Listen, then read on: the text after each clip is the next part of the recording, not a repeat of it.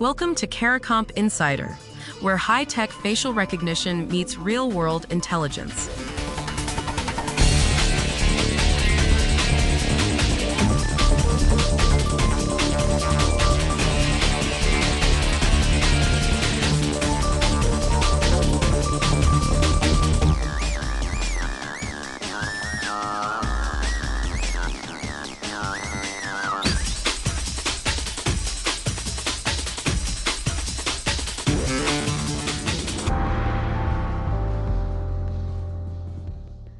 You've probably seen the headlines, Europe bans facial recognition.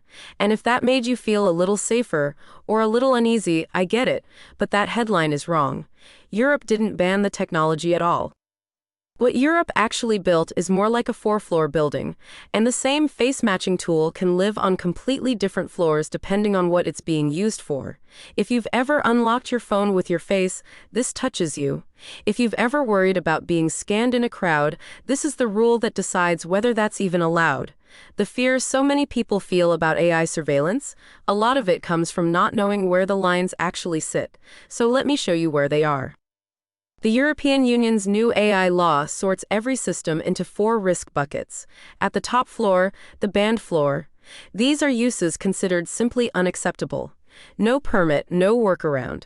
One example, building a facial recognition database by scraping random faces off the internet or security cameras. That specific business model is now illegal. But notice what got banned there. It wasn't faces, it was the untargeted scraping, the mass surveillance. The technology itself walks free. The next floor down is high risk. These systems are allowed, but they carry the heaviest load. Documentation, human oversight, accuracy testing, the works. And this is where most people get confused. A clever way to picture it comes from building codes. A small home repair needs no permit. Knocking out a load-bearing wall needs an engineer and an inspection. And certain demolitions are just forbidden. The AI law works the same way. Your obligations flow entirely from which job the system is doing. So which floor are you on? That depends on a distinction most people never hear about.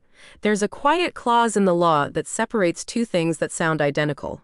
One is identification, scanning a crowd to figure out who everyone is.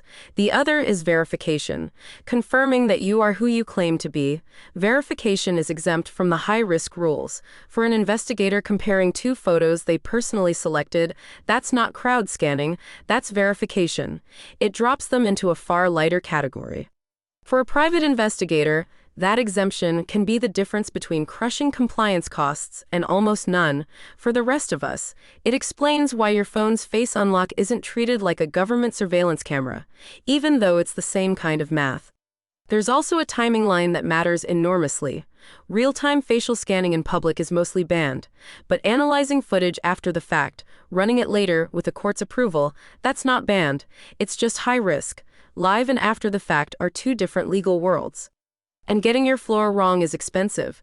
According to the law, calling a high-risk system low risk to dodge the rules can cost up to 7% of a company's global revenue.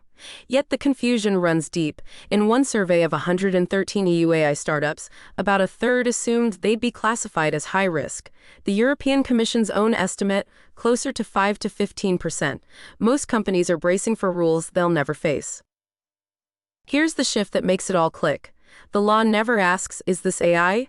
It asks something far more human. What decision does this system help make? Who does it affect? And can they fight back if it's wrong? So let me leave you with the simple version. Europe didn't ban facial recognition.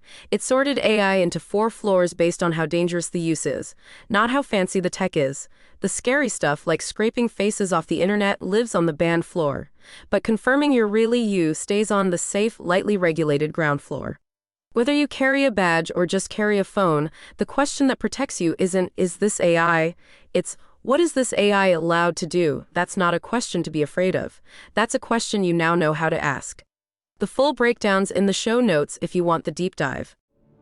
Now you know something most people in this industry don't. Use it. And when you're ready to put it to work, caricomp.com. We'll see you tomorrow.